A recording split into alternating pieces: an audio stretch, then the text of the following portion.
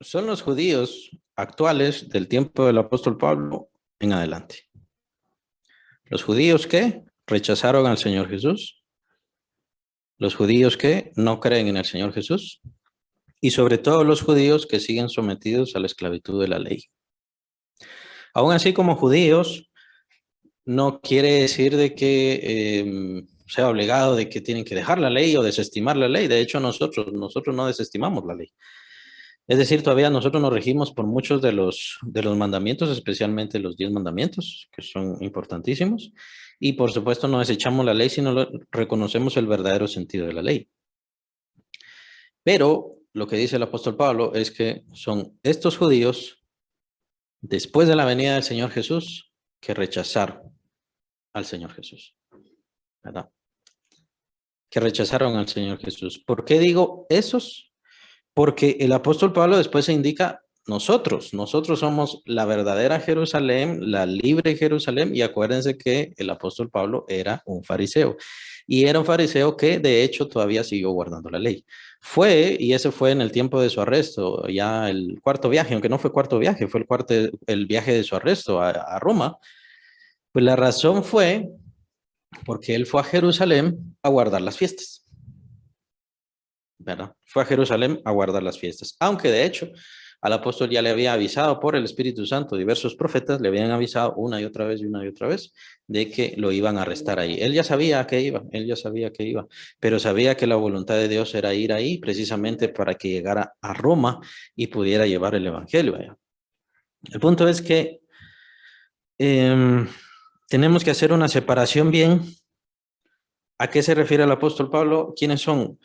La Jerusalén actual, o sea, los judíos, pero los judíos que no han recibido al Señor Jesucristo. Una exposición de esto la hace un poco más clara en Romanos, y cuando veamos Romanos va a ser más claro todo esto, pero, o tal vez más complicado, no lo sé, pero el apóstol sí se dio bastante su tiempo en explicar, porque recuérdense que el conflicto con esta doctrina, la mezcla, aunque el Señor Jesús habló claramente de eso, pero la mezcla entre el judaísmo y el cristianismo fue un conflicto, una falsa doctrina que los apóstoles tuvieron que luchar por mucho tiempo. Entonces, esa es la Jerusalén actual. Pues esta, junto con sus hijos, está en esclavitud. Es decir, siguen sometidos bajo la ley. Siguen sometiéndose ellos mismos a la ley. Y cualquiera que cumple la ley, ese es verdaderamente salvo. Ese es el propósito que ellos tienen. Esa es la misión que ellos tienen. Ahora le llama a otra cosa. Más la Jerusalén de arriba. Más la Jerusalén de arriba. Entonces, tenemos que señalar esas dos cosas. Está la Jerusalén de arriba, o la celestial, la Jerusalén celestial, la Jerusalén espiritual. De hecho, es la verdadera Jerusalén. De hecho, es la verdadera Jerusalén. Y esto es muy importante, no solamente para entender cuál es la posición de Dios con respecto a los judíos, sino también con respecto a la escatología, es decir, con respecto al final de los tiempos. Porque el Señor está hablando de los judíos, ¿de acuerdo con qué profecías? Eso es muy importante investigar. ¿Está hablando de la Jerusalén actual, terrenal, o está hablando de la Jerusalén espiritual? Y es un concepto muy importante, y es un concepto apostólico muy importante, que sí tenemos que investigarlo y sí tenemos que tener bastante claro definirlo cada vez que estamos leyendo la palabra de Dios. Porque no hay un Jerusalén, o sea, no hay un Israel, nada más. Está el Israel espiritual, celestial y eterno en dado caso, y está, perdón, el Israel o Jerusalén terrenal. ¿Verdad? Vamos a ver, corresponde a Jerusalén actual como está junto con sus hijos, está en esclavitud, versículo 25, más la Jerusalén de arriba, la cual es madre de todos nosotros, es libre. Vean que él se incluye en esa Jerusalén. Y él básicamente se aparta de la Jerusalén terrenal. Entonces, ¿él es judío? Sí. ¿Él es un fariseo? Sí, llegó a ser un fariseo. Llegó a ser un doctor de la ley. Hebreo de hebreos, sí, pero prácticamente ya se separó de todo eso. ¿Cómo sabemos que él se separó básicamente de todo eso? o le dejó de dar importancia precisamente por lo que dice en Filipenses. En Filipenses dice, yo, hebreo de hebreos, circuncidado al 8º día, bajo la ley fariseo, ¿verdad? Y de acuerdo con celo, perseguidor de la iglesia. Pero todas estas cosas, dice el apóstol Pablo, las he estimado por basura, o las tengo por basura, con tal de ganar a Cristo. Entonces, el apóstol Pablo rechazó todo eso como punto o como importancia para salvación. Aún así lo vemos al final, bueno, más o menos al final, porque sí pasó bastante tiempo encarcelado, especialmente en Roma. Lo vemos que él fue a Jerusalén, en donde lo arrestaron, fue a Jerusalén para guardar las fiestas, precisamente judías. Claro, él sabía que iba, ¿no? Y el propósito era otro, ¿verdad? El propósito era que él fuera arrestado precisamente para dar testimonio ante los gobernantes y magistrados, ante los jueces y precisamente incluso hasta el mismo César dio testimonio del evangelio. Dio testimonio, obviamente no se salvaron, pero dio testimonio y el Señor cumplió su palabra. Este me será testigo, ¿se acuerdan lo que dice el Señor? Este me será testigo, ¿verdad? Entre gente importante. No sé si hay preguntas hasta ahí.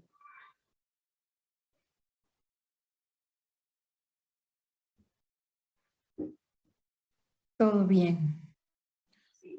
Entonces vean que el apóstol está utilizando la alegoría, ¿no? ¿Por qué la Jerusalén de arriba es libre? Porque Sara es libre, Sara era libre. Sara era la verdadera dueña, era la heredera de la promesa. O sea, todas esas partes de la alegoría es muy importante que nosotros la recordemos, por eso la figura es tan necesaria. De hecho, entonces ahora va tomando sentido porque el Señor sacó a Ismael y sacó a Agar. ¿Se dan cuenta que hay un sentido más profundo, eterno y necesario? ¿Verdad? Que el Señor no fue, bueno, qué frío el Señor, que sacó, qué duro, ¿verdad? Que sacó a Agar y a Ismael. No fue eso, sino que había un sentido, de hecho, hasta doctrinal, que es lo que estamos viendo ahora y que es muy importante para nosotros. El sentido doctrinal es que antes era la esclava, que era el pacto de la ley que vino por parte del Sinaí. Ese es un pacto de esclavitud. ¿Era necesario? El apóstol Pablo ya lo dejó más que claro al principio del capítulo 4. ¿Era necesario? Sí. Y muy importante, para mientras, hasta que vino el cumplimiento del tiempo, entonces fuimos liberados. Fuimos liberados del pecado, fuimos liberados de la ley, fuimos liberados de la esclavitud, ¿verdad? Y entonces ahora nosotros ya somos libres en Cristo Jesús y somos parte de esa Jerusalén de arriba, de esa Jerusalén celestial. Por eso, con respecto a algunas profecías acerca del fin del mundo, ¿será que están hablando sobre la Jerusalén celestial? ¿La Jerusalén de arriba? ¿O la Jerusalén de la tierra de ese entonces?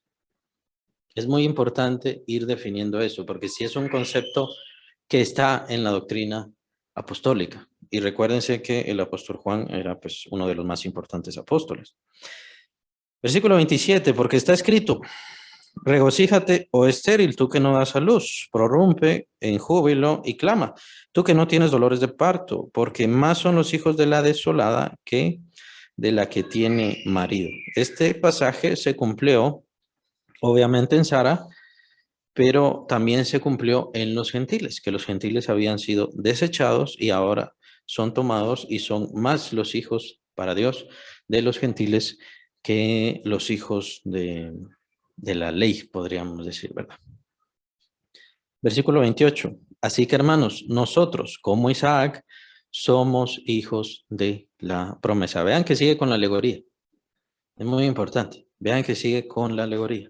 Nosotros somos hijos de la promesa. En nosotros no hay ninguna razón por la cual fuésemos recibidos por Dios. De la misma manera como estuvimos viendo en la alegoría, no había ninguna razón por la cual Abraham y Sara tuvieran un hijo. Ninguna razón. Se fue la edad, se fue la salud, se fue la capacidad del cuerpo. Pero llegado el cumplimiento del tiempo, para que se supiera que solamente por la promesa que había en ellos y para ellos, es por eso que recibieron a Isaac, hijo de la promesa. ¿Para qué? nosotros entendiéramos, bueno, ¿cuál es la razón por la cual el Señor me ha elegido? ¿Por qué razón el Señor me ha buscado?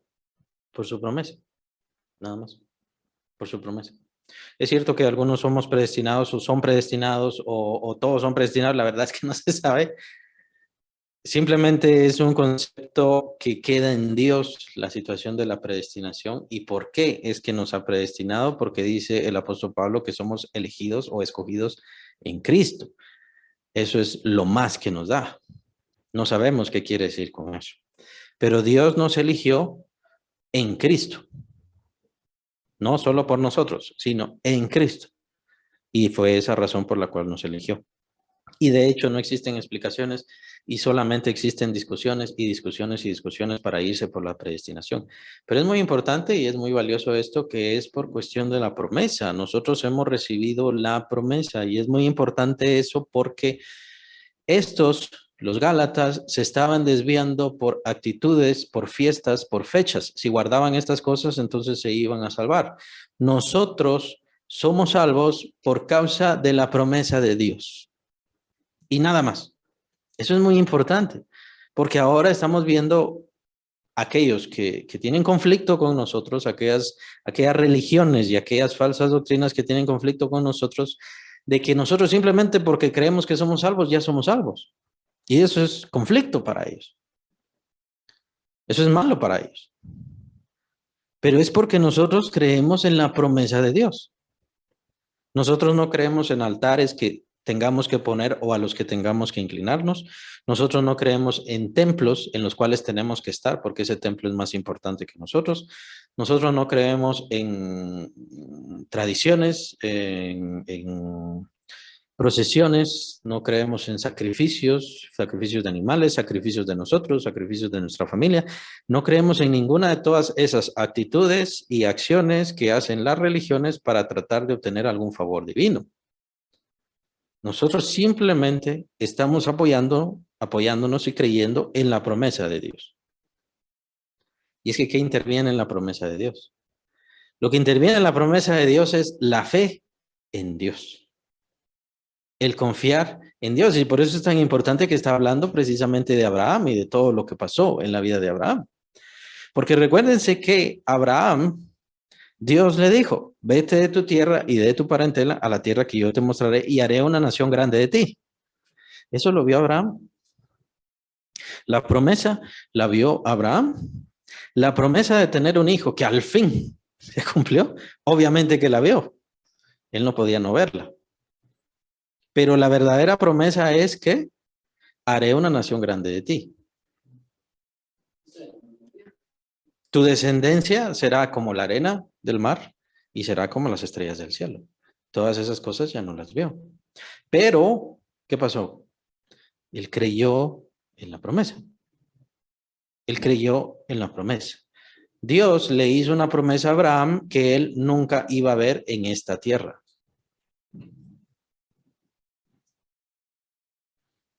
Ahora, si él hubiera hecho una promesa a él que la iba a ver en esta tierra, ¿creen ustedes que iba a ser grande? ¿Creen ustedes que iba a ser maravillosa como lo es ahora? Nosotros somos descendientes de Abraham, eso ya lo hemos hablado y lo hemos discutido, lo hemos entendido por la promesa, por la palabra que nos da el apóstol. Somos parte de esa promesa. Es decir, Abraham todavía está viendo fruto de su fe. Y es que eso es lo que nosotros no logramos entender. Porque nosotros queremos que el Señor nos dé algo que nosotros veamos acá. Pero si Él nos da algo que nosotros veamos acá, irremediablemente tiene que ser algo pequeño. Y el Señor no quiere darnos cosas pequeñas. El Señor quiere dar cosas grandes. El Señor quiere hacer cosas grandes y el plan de Dios es algo inconmensurable. De hecho, el apóstol, bueno, todos los apóstoles creyeron sin ver la promesa, aunque vieron fruto, pero no vieron la promesa. Vieron señales, pero no vieron la promesa cumplida y de hecho ni siquiera ahora han visto la promesa cumplida porque la promesa se cumple en la venida del Señor cuando establezca su reino y cuando todos resucitemos. Entonces nosotros estamos basándonos en una promesa que no vamos a ver. No vamos a ver en nuestra vida. Pero tenemos que creer como Abraham. Abraham creyó, sí, en uno de los pasajes menciona, Abraham creyó, le fue contado por justicia, pero creyó, bueno, ¿vivió cuánto? ¿1 año? ¿2 años? ¿3 años? Toda su vida vivió en tiendas, toda su vida. Isaac vivió toda su vida en tiendas. Y su hijo Jacob, toda su vida en tiendas. No tuvieron un lugar fijo. Y era necesario que hiciera eso, ¿por qué? Porque estaba la otra promesa. Donde pisare la planta de tu pie, eso será tuyo. Tenían que ser peregrinos. No podían estar en una ciudad. De hecho, Abraham vino de una ciudad, de Ur de los Caldeos. Él conocía lo que era vivir en una casa. Y cuando se fueron a Padán Aram, porque el Señor llamó primero a Taré, a su papá, y después llamó a Abraham, el Señor lo llamó a vivir en tiendas por el resto de su vida. Era muy rico, sí, era muy rico, pero vivió en tiendas toda su vida. Tenía muchos siervos, prácticamente un ejército de siervos, literalmente, mejor dicho, literalmente era un ejército de siervos, pero vivía en tiendas y vivió en tiendas el resto de su vida. La única morada permanente que conoció fue su tumba, la cueva de Macpela, sí. Eso también tiene un sentido. ¿Por qué? Nos enseña a todos nosotros que somos peregrinos. Y que aunque estamos en esta tierra, viviendo en esta tierra y sí gozando de las bendiciones que Dios nos da en esta tierra, aún así no pertenecemos a esta tierra y estamos esperando una mayor, celestial, eterna. Eso es lo que menciona el escritor de Hebreos. En el capítulo 11, ¿se acuerdan? Los héroes de la fe, hablando de esa ciudad celestial, sin fundamento. Y dice, todos estos murieron saludando la promesa, saludando la promesa. Hemos aprendido a hacer así. Lo que el Señor le puso a Abraham y a Sara, porque ahí tenía que ver Sara, la idea de que Sara a 90 años iba a tener un hijo, y ella no lo sabía, ella solo veía que 70 años y nada, 80 años y nada, 90 años y nada.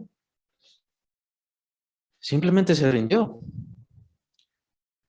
¿Y por qué el Señor no los desecha? Porque le está enseñando a ellos y nos está enseñando a todos nosotros. Que nuestra fe tiene que ser mayor que nuestra vida, que nuestra fe tiene que ser mayor que nuestra salud, que nuestra fe tiene que ser mayor que nuestras capacidades. Que dejemos de ver las cosas de este mundo como que son lo más importante. Nuestra fe y nuestra confianza en Dios es más importante y tiene que sobrepasar todo y toda situación que nos está ocurriendo en la vida. Es muy importante. Por eso me gusta mucho la vida de Abraham. Me gusta mucho la vida de Abraham y así como lo hace el apóstol Pablo, pues sabemos que es parte de la ley. No son simplemente historias. Nos enseñan, nos instruyen. Somos hijos de la promesa, dice el apóstol Pablo, ¿quiénes? La Jerusalén celestial. Los que hemos nacido en libertad y los que vivimos en la libertad, pero sujetos a la promesa. Para eso es la alegoría tan importante. Hemos vivido y tenemos que vivir en libertad, sujetos a la promesa. Y esa es la razón por la cual nosotros como creyentes, como evangélicos, no tenemos ritos, no tenemos dogmas, la iglesia no nos manda, la iglesia no nos rige. ¿Es conveniente que vayamos a servicios? Sí, es conveniente que nos reunamos como lo que estamos haciendo ahora. Sí, es conveniente todas estas cosas, pero no quiere decir que usted no lo hace, quiere decir que es pecado. No quiere decir eso. Si usted no toma la cena del Señor, se va a ir al infierno, así como dice la Iglesia Católica con respecto a la Eucaristía. Ellos dicen, aquel que no toma la Eucaristía se va a ir al infierno. No pertenece a la iglesia. Pues la cena del Señor no es un rito para salvación. Es una conmemoración del sacrificio de Cristo. Por eso dice el Señor, haced esto en memoria de mí. No hay pecado. Y cuando hay libertad, no hay pecado. Cuando hay ley, hay pecado. Eso es muy importante. Más o menos la figura de eso la vemos en los primeros capítulos de Génesis. Eso es muy importante. Vean que el Señor les dice, Mejor dicho, el Señor crea a Adán y el Señor dice, no es bueno que el hombre esté solo. Estamos hablando del tiempo cuando todavía no eran expulsados de la gracia de Dios, ¿no? De la presencia de Dios, ¿se acuerdan? Que estaban en el huerto del Edén y en ese momento había creado nada más a Adán. Cuando ve a Adán solo, dice, no es bueno que el hombre esté solo. ¿Por qué no dice es malo?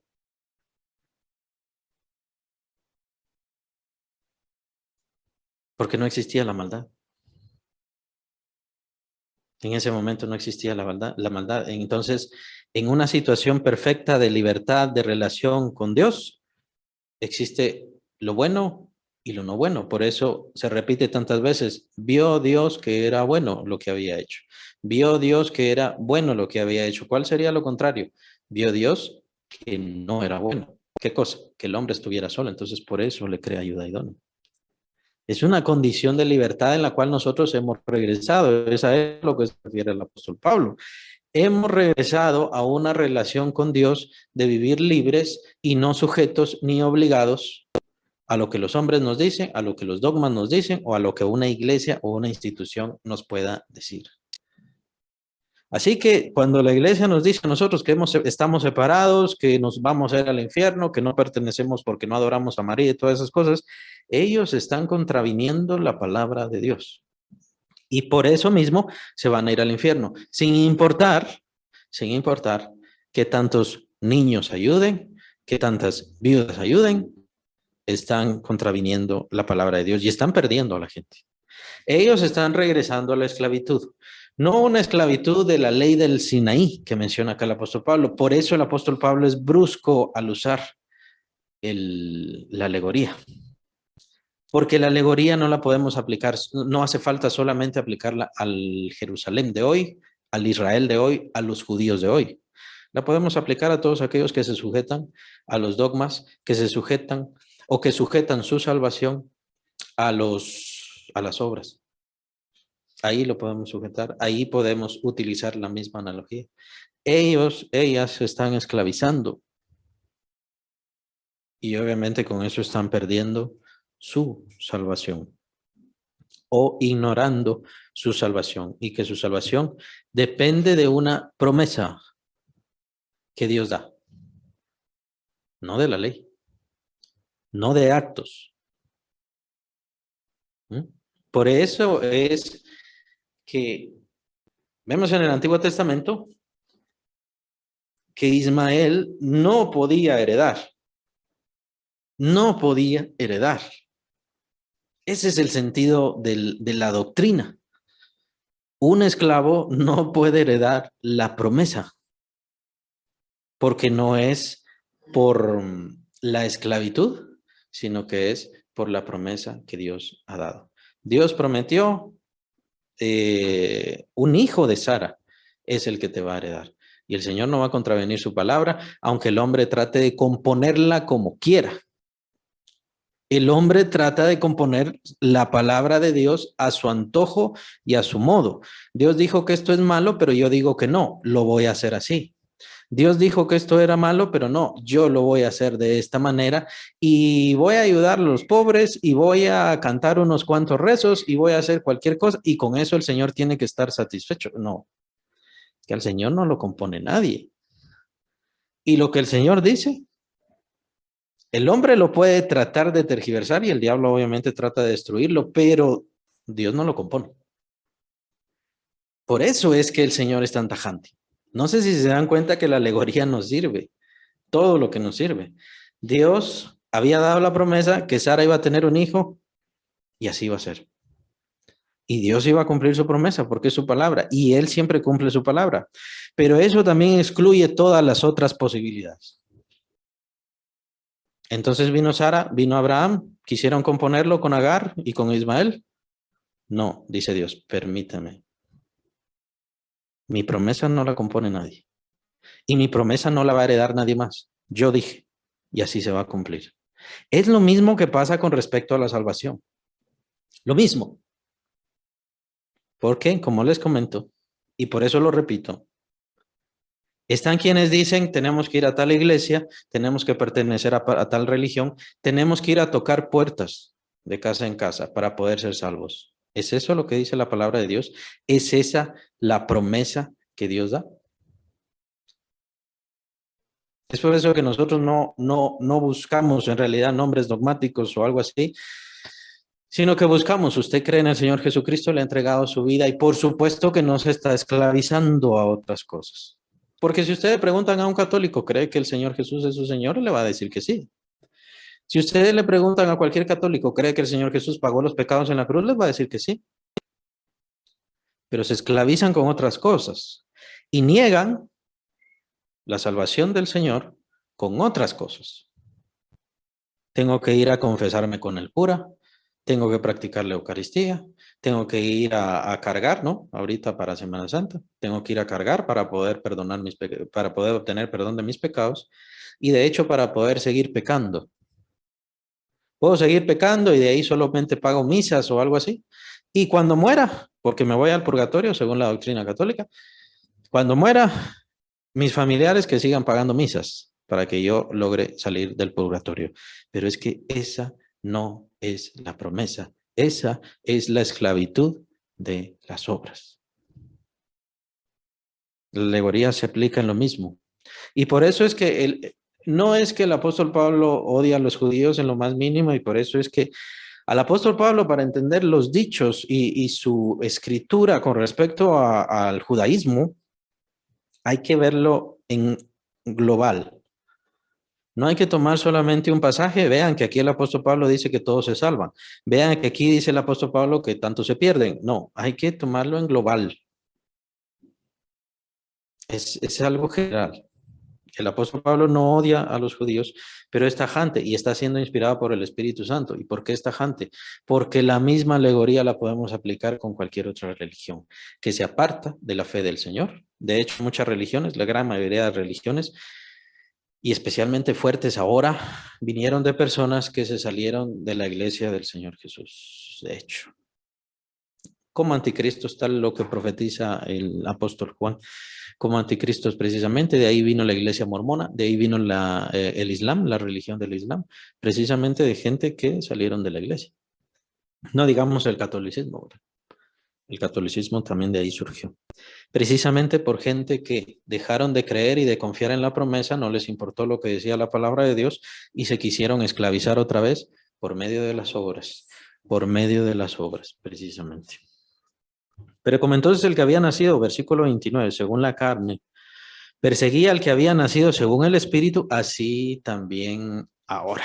El apóstol Pablo ahí está atacando directamente a estos judíos cristianos o pseudo-cristianos, judíos pseudo-cristianos que querían imponerle a los creyentes gentiles la ley.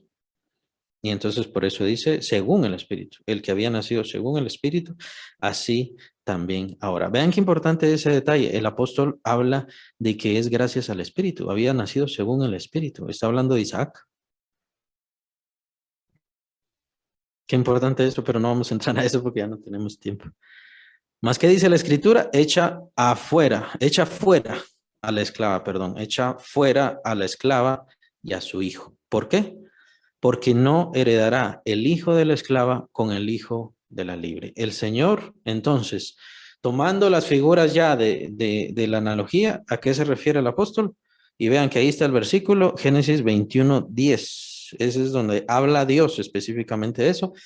¿Por qué lo dice y a qué nos lleva toda esta analogía? Que aquellos que quieran salvarse por medio de la esclavitud de las obras, aquellos que quieran salvarse por medio de la esclavitud del pacto de la ley, no van a heredar. No van a heredar el reino de Dios ni las promesas de Dios. ¿Quién va a heredar la promesa?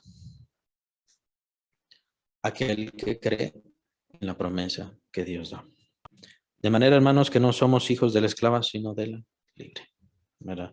¿Pero por qué? Por la promesa. Vean que el apóstol Pablo, nuevamente recordemos eso y es muy importante, son características. El apóstol Pablo era hebreo de hebreos, él era fariseo, perseguidor de la iglesia y todas esas cosas en cuanto a su celo, o sea, era defensor de la ley, pero ninguna de estas cosas le hizo tomar la herencia o apropiarse de la herencia. Lo único que le hizo apropiarse de la herencia fue la fe. Creer en la promesa de Dios, eso fue todo. Creer y confiar en la promesa de Dios. No sé si tienen preguntas, ya hemos terminado. El tiempo, mejor dicho, se nos ha acabado.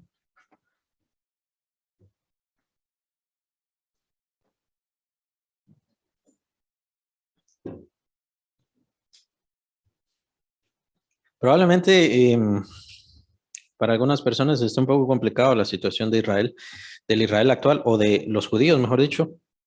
Pero de hecho, por eso es que les comentaba.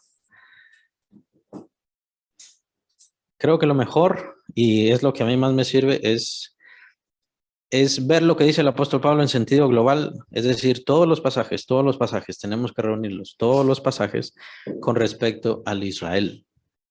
El Israel, cómo queda el pueblo judío, cómo queda el pueblo de Israel, todo eso. En Efesios nos habla, por ejemplo, que hizo la paz mediante su cruz y que unió a los dos pueblos, o sea que ya no hay diferencia, ¿verdad? Lo vemos también en Gálatas y bueno, también lo vemos en Corintios. O sea, creo que la mala interpretación viene de algunas personas que solamente toman un pasaje y este pasaje y ahí lo interpretan, ¿verdad? Entonces lo importante es ver todos los pasajes que habla el apóstol Pablo con respecto a Israel, ¿verdad? Pero en ese sentido, el Israel que fue importante, y eso lo vimos, fue importante antes, ahora ha terminado a ser relegado a una condición de esclavitud. Y ha terminado en una condición de esclavitud precisamente porque, diría yo, ¿será un castigo? ¿O será que es un castigo eso? Pensaría yo que sí, porque rechazaron al Señor. En el tiempo de su visitación, ellos menospreciaron al Señor, ¿verdad? Y es muy importante, con respecto a la escatología, el Señor es quien nos dice en qué momento van a ser restaurados, pero es solamente mi convicción con respecto a la escritura y a la interpretación. Bien, vamos a orar. Sí, ibas a decir algo.